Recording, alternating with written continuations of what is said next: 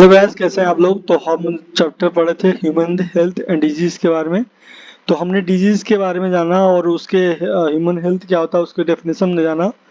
कुछ डिजीज थे जो पहले हम लोग पढ़ चुके हैं, कुछ कॉमन डिजीज जो कि ह्यूमंस में होते हैं उनके बारे में बात की है। जैसे कि हम लोग पढ़ा कि प्लाज्मोडियम से कैसे हम लोग को मलेरिया होता है, और कुछ जो वायरस से हम लोग को कॉमन कोल्ड होता है, इस सब के बारे में पढ़ चुका है। तो अब इसी तरह हम लोग अपना नेक्स्ट डिजीज के बारे में पढ़ेंगे। तो नेक्स्ट डिजीज हम लोग का जो है अमेबिसिस, जिसको अमेबा की डिसेंट्री भी बोला जाता है, ये इसके बारे में पढ़ेंगे। तो इसके बारे में देखते हैं क्या है। तो एंट अमेबा हिस्टोलिटिका जो है एक प्रोटोजोन्स है जो हमारे लार्ज इंटेस्टाइन में पैरासाइट की तरह मौजूद होता है। उसके बाद अमेबा की डिसेंट्री होता है। अब जैसे सिम्टम की बात करते हैं, सिम्टम कैसे होता है, कैसे पहचान सकते हैं कि हमें अमेबिसिस है। तो उसे सिम्टम है, देख लीजिए, कॉन्स्टिपेशन होना, पेट में कॉन्स्टिपेशन होना, एब्डोमिनल पेन होना, एब्डोमिनल जितने भी हम लोग एब्डोमिन के पार्ट्स हैं उसमें पेन होना, क्रैम्प्स आना, उसमें दर्द और खिंचाव होना, स्टूल्स के साथ साथ स्टूल जब आप करते हैं तो उसमें एक्सेस अमाउंट ऑफ म्यूकस का रिलीज होना, और ब्लड क्लॉट भी कभी कभी रिलीज होता है। तो आप बात करते हैं इसके कैरियर की, तो हाउसफ्लाई जो है इसके मैकेनिकल कैरियर है। इन्फेक्टेड पर्सन के फीकल या फीसेस के पे जाके वहां से जितने इन्फेक्टेड जो प्रोटोजोन्स होते हैं उसको लेती हैं और उसको कैरी करती हैं, और जो इनफेक्टेड पर्सन है या फिर जो हेल्दी पर्सन है उसके खाने में जाके उसमें वो कंटेमिनेट कर देती है उस फूड और वाटर को। अब बात करें, drinking water and food contaminated by faecal matter are the main source of infection. जो ड्रिंकिंग ऑफ वाटर और फूड जो होती है जो कंटेमिनेटेड होते हैं फीकल मैटर से, ये मेन सोर्स है इन्फेक्शन होने के। हमने अब पढ़ लिया एमेबेसिस। तो अब हम लोग नेक्स्ट इज कुछ हम बात करते हैं अब कुछ हेलमिन्स के बारे में। हेलमिन्स आपने प्लांट ये एनिमल किंगडम में पढ़ा होगा आपने।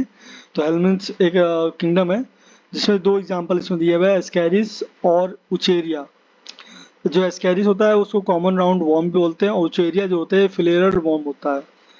अब बात करते हैं, देख लीजिए एस्कैरिस के बारे में। अब एस्कैरिस के बारे में कौन से डिजीज होते हैं और कैसे होता है, अब एस्कैरिस के बारे में बात करें, फिर उसके बाद मिचेरिया के बारे में पढ़ेंगे। तो हम लोग एस्कैरिस के बारे में पढ़ते हैं। तो ascaris an intestinal parasite cause ascariasis. Ascaris होता है इंटेस्टाइनल पैरासाइट होता है जो हमारे इंटेस्टाइन में रहता है। इससे सिम्टम क्या होते हैं, इंटरनल ब्लीडिंग हो सकती है, अंदर जो भी ब्लीडिंग होने के चांसेस होते हैं, मसल्स पेन होते हैं, फीवर हो आ जाता है, अनीमिया यानी खून की कमी होता है, और blockage of intestinal passage.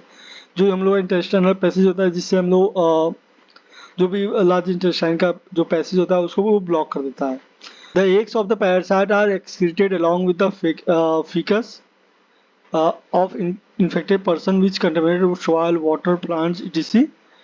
A healthy person acquired this infection through contaminated water, vegetables, fruits, etc.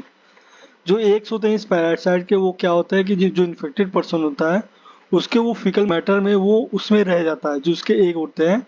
मान लीजिए कोई इंसान इन्फेक्टेड पर्सन है, तो इन्फेक्टेड पर्सन है तो उसके जब वो बाथरूम जाएगा, जब वो टॉयलेट जाएगा, जब वो फिकल मैटर अपना निकालेगा तो उसके साथ साथ उसमें अंडे एक्सक्रीट आउट हो जाते हैं, मतलब उसमें बाहर निकल जाते हैं। और यही जो वो जो फीकल मैटर है वो क्या करेगा, सॉइल, वाटर और प्लांट को ये जाके कंटेमिनेट कर देगा। और जो हेल्दी पर्सन है जब वो कभी वही कंटेमिनेटेड वाटर वेजिटेबल जो खाता है या फ्रूट्स खाता है जो भी, तो वो जो एग्स होते हैं वो जाके उसको इन्फेक्ट कर देता है, तो ऐसे ट्रांसमिट होता है। तो हमने एस्कैरिस के बारे में पढ़ लिया, सिम्टम भी देख लिया और कैसे फैलता है वो भी देख लिया। अब उचेरिया की बात करते हैं। उचेरिया में दो इसके सब क्लास आते हैं, जैसे कि उचेरिया बैनक्रॉफ्टी और उचेरिया मलाई। जो कि मैंने बता दी, तो विचेरिया जो है फाइलरी वॉर्म्स होते हैं। इसमें दो एग्जांपल दिए हैं, विचेरिया बैनक्रॉफ्टी और विचेरिया मलाई। तो इसमें देख लेते हैं, the filarial worm cause slowly developing chronic inflammation of the organ which they live for many years. जो विचेरिया होते हैं या जो फैलेरिया वर्म होते हैं ये काफ़ी स्लो क्रोनिक इन्फ्लेमेशन करते हैं। जो विचेरिया होते हैं इन्फ्लेमेशन जो होता है वो बहुत ही स्लो काम करते हैं, लेकिन क्रोनिक इन्फ्लेमेशन कर सकते हैं। ये कई साल तक हमारे हमारे बॉडी में होते हैं, हमें पता भी नहीं चलेगा। Usually lymphatic vessels of lower limbs and the disease called elephantiasis filariasis. Usually क्या होता है, जो lymphatic vessels of lower limbs होते हैं उनमें अटैक करता है। लोअर लिम मतलब हम लोग के कमर के नीचे जितने भी ऑर्गन्स हैं, लिम्स हैं, उस पे अटैक करता है, मतलब पैरों पे। लोअर लिम्ब के जो लिम्फेटिक वेसल्स हैं उन पे ज़्यादातर अटैक करते हैं और उस पे उसको ख़त्म करते हैं। तो उसको जो ये डिजीज होता है उसको एलिफेंटियासिस बोलते हैं और फाइलेरियासिस बोलते हैं दूसरे लैंग्वेज में। एलिफेंटियासिस को एलिफेंट नाम से ही पता चल रहा है कि इसको हाथी पाँव बोलते हैं इंडियन या हिंदी लैंग्वेज में। The genital organs are also affected. The genital organ जो होते हैं वो अफेक्टेड हो जाते हैं, जैसे ये देख लीजिए यहाँ पे, इसे जेनाइटल जो ऑर्गन है वो इन्फेक्टेड है यहाँ पे और डिफॉर्म हो जाता है, रिजल्टिंग इन ग्रॉस डिफॉर्मिटीज। इसकी वजह से क्या होता है, जब ये इन्फेक्टेड कर देता है जेनेटल ऑर्गन को तो ये डिफॉर्म हो जाता है। The pathogens are transmitted to a healthy person through the bite of female mosquitoes vector.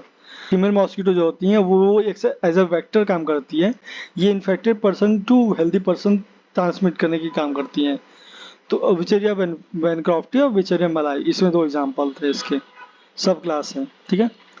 Many fungi belonging to the genera microsporum, जैसे कि ट्राइकोफाइटॉन और एपिडोर्मोफाइटॉन, ये जो दो एग्जांपल है ये रिंगवॉर्म्स कॉज करते हैं, which is the most common infectious disease in man. ये एक मोस्ट कॉमन इन्फेक्शियस डिजीज है।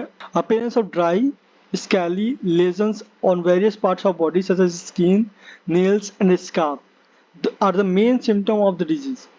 जब कभी देख लीजिए कि जब किसी को दाद होता है या फिर रिंगवॉर्म्स होता है तो उसमें जो उसके जो जहाँ पे होता है उसके जो उसके नेल्स होते हैं या स्किन होते हैं, उसको वहाँ का जो जगह होता है वो ड्राई हो जाता है, स्केली छोड़ता है। जब आप उसको नाखून से हटाएंगे तो स्केली छोड़ता है। तो ये देख लीजिए, तो these lesions are combined by intense itching, और वहाँ पे बहुत ज़्यादा खुजली होती है। Heat and moisture help the fungi to grow which makes them thrive in skin folds such as those in the groins or between toes। Heat and moisture जो होते हैं इसको हेल्प करते हैं, इस फंजाई को ग्रोथ करने में हेल्प करते हैं।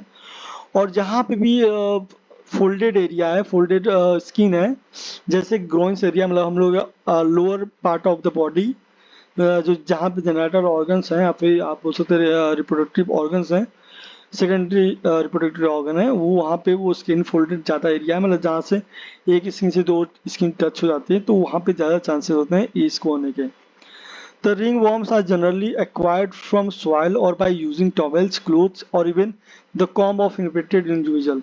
ringworm जनरली क्या होता है कि ये बाई सॉइल से आता है, मतलब धूल मिट्टी से, और किसी इन्फेक्टेड पर्सन के टॉवेल, उसके कपड़े और या यहाँ तक कि यूज़ करने से भी हो सकता है, इन्फेक्टेड पर्सन के मतलब उसके सामान को यूज़ करने से हो सकता है। तो आज के लिए बस इतना ही। हम लोग बात करेंगे अब नेक्स्ट चैप्टर में। ये जो कुछ टॉपिक दिए हुए हैं, मतलब इसमें लिखा हुआ है कि कैसे हाइजीन मेंटेन कर सकते हैं और कैसे बचा जा सकता है। तो हाइजीन और जो भी इम्पोर्टेंट चीज़ें हैं मैं बाद में बात करूँगा। तो so thank you for today.